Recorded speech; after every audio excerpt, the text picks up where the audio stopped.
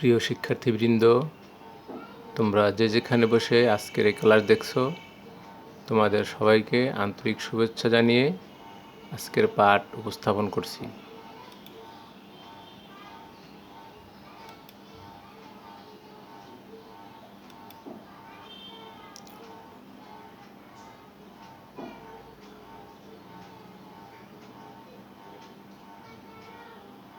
আজকের পাঠে সবাইকে শুভেচ্ছা।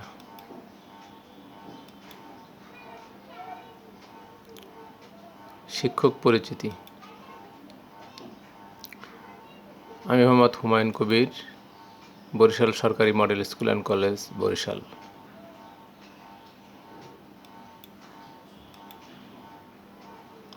পাঠ পরিচিতি। পদার্থবিজ্ঞান দ্বিতীয় পত্র, একাদশ দ্বাদশ শ্রেণী, প্রথম অধ্যায় তাপগতিবিদ্যা। শিখন ফল।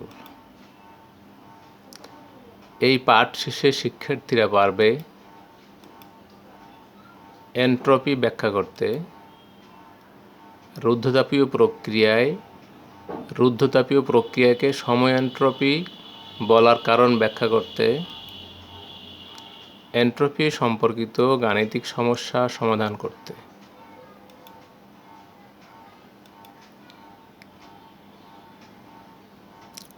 এন্ট্রপি কাকে বলে? এন্ট্রপি রুদ্ধতাপীয় প্রক্রিয়ায় বস্তুর যে তাপীয় ধর্ম স্থির থাকে তাকে এন্ট্রপি বলে। আমরা কিভাবে এন্ট্রপি পরিমাপ করব? কোনো ব্যবস্থার তাপমাত্রার সাপেক্ষে গৃহীত বা বর্জিত তাপ পরিবর্তনের হার দ্বারা এন্ট্রপির পরিবর্তন পরিমাপ করা হয়। এন্ট্রপির পরিবর্তনকে ডিএস দ্বারা সূচিত করা হয়, অর্থাৎ ডিএস সমান ডিকিউ/টি।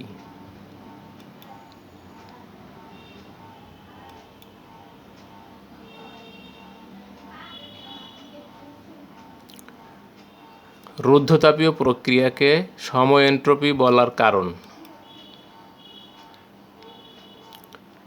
কোনো বস্তু যদি তাপ গ্রহণ করে বা তাপ বর্জন করে তবে বস্তুর এন্ট্রপির পরিবর্তন হয়।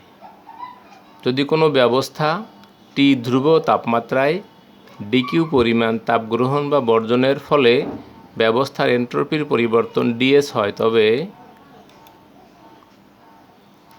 দুটি ঘটনা ঘটতে পারে। যদি তাপমাত্রা স্থির থাকে তাহলে এন্ট্রপির পরিবর্তন ডিএস সমান ডিকিউ/টি। আবার যদি তাপমাত্রার পরিবর্তন ঘটে সেক্ষেত্রে তাপমাত্রার বৃহৎ পরিবর্তনের জন্য এন্ট্রপির পরিবর্তন ডিএস সমান ইন্টিগ্রেশন ডিকিউ/টি। কিন্তু আমরা জানি রুদ্ধতাপীয় প্রক্রিয়ায় ডিকিউ সমান 0, অর্থাৎ কোনো তাপ গ্রহণ বা বর্জন করতে পারে না। তাই যেহেতু ডিকিউ ইকুয়াল টু 0, সুতরাং ডিএস সমান 0। যেহেতু রুদ্ধতাপীয় প্রক্রিয়ায় এন্ট্রপির পরিবর্তন শূন্য, তাই রুদ্ধতাপীয় প্রক্রিয়াকে সময় এন্ট্রপি বলা হয়।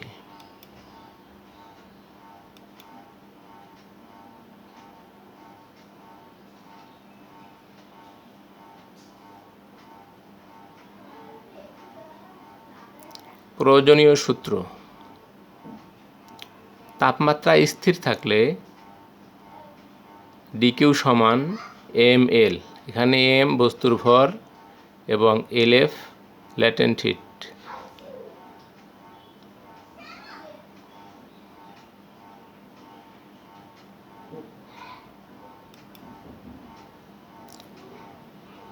তাপমাত্রা স্থির থাকলে এন্ট্রপির পরিবর্তন ডিএস সমান হবে ডিকিউ/টি।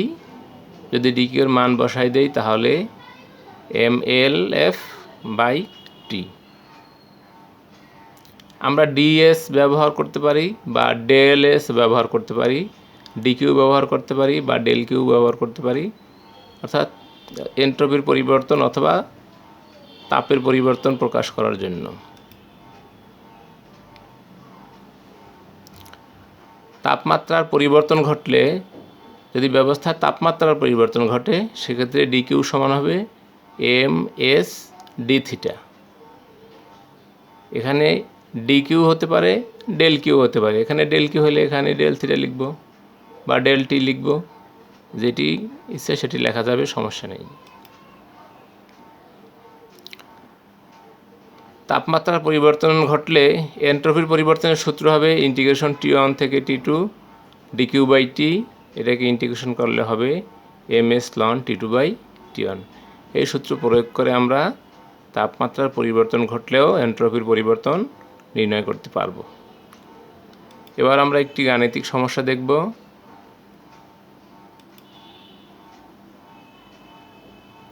গাণিতিক সমস্যার সমাধান। লক্ষ্য করো,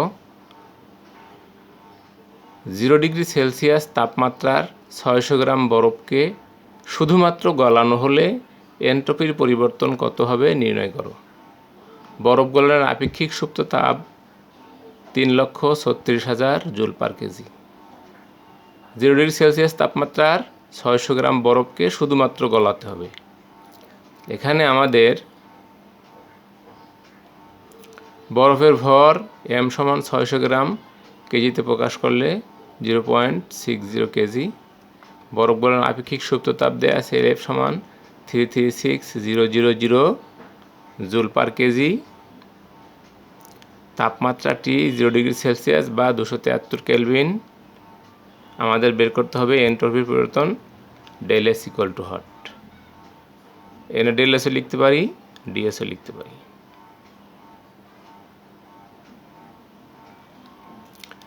আমরা জানি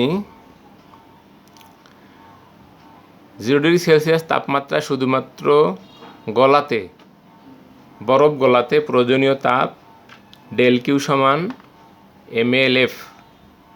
এম এর মান বসাই দিলাম, এল এফ এর মান বসাই দিলাম, সেখানে আসলো 201,600 জুল।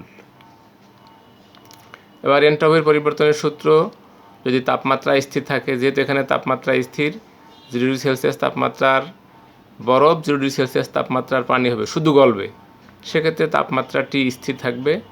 তাহলে ডেল এস এর সূত্র হবে ডেল এস সমান del Q by T. Del Q এর মান বসিয়ে এবং টি এর মান বসিয়ে দিলে আসবে আমাদের 738.46 জুল পার কেজি। এখানে আমরা এন্ট্রপি পরিবর্তন পেয়ে গেলাম। আমরা আরেকটি অঙ্ক দেখব।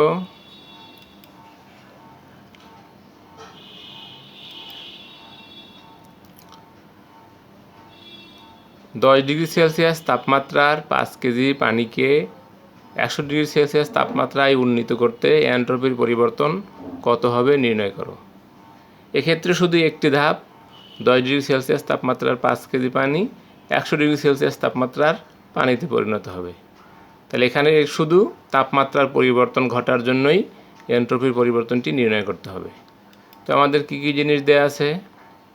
এখানে দেয়া আছে প্রাথমিক তাপমাত্রা 10 ডিগ্রি সেলসিয়াস, তাহলে T1 সমান 10 ডিগ্রি সেলসিয়াস, কেলভিন নিলে হবে 283 কেলভিন। শেষ তাপমাত্রা 100 ডিগ্রি সেলসিয়াস, অর্থাৎ T2 সমান 100 ডিগ্রি সেলসিয়াস, কেলভিন করলে 373 কেলভিন। পানির ভর এম দেওয়া আছে 5 কেজি। আপেক্ষিক তাপটা আমাদের মুখস্থ লিখতে হবে, এস সমান 4200 joule per kg per kelvin. এন্ট্রপির পরিবর্তন ডেল এস সমান হট, এটি আমাদের নির্ণয় করতে হবে।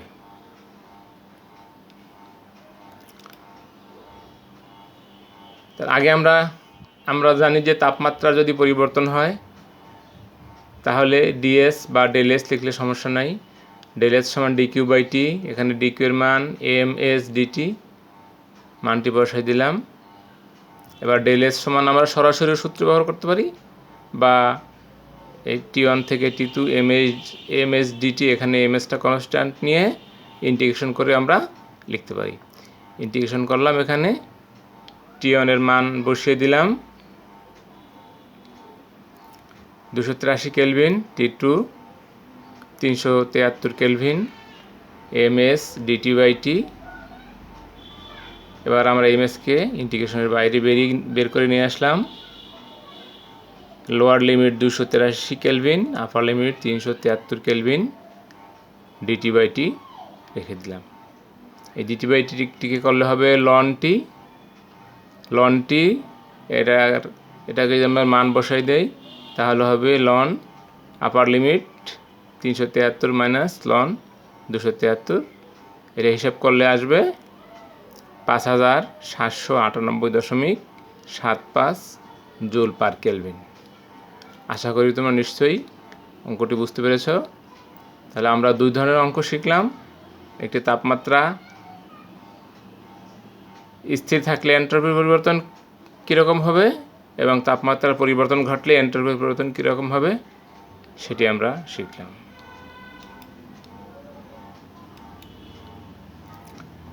এবার কিছু বাড়ির কাজ দিয়ে দিচ্ছি। এখানে 3টি অঙ্ক আছে, অঙ্ক 3টি তোমরা বাসায় করবে। অঙ্কগুলোর সামনে ছোট্ট করে উত্তর দেয়া আছে, উত্তরটি মিলিয়ে নিবে।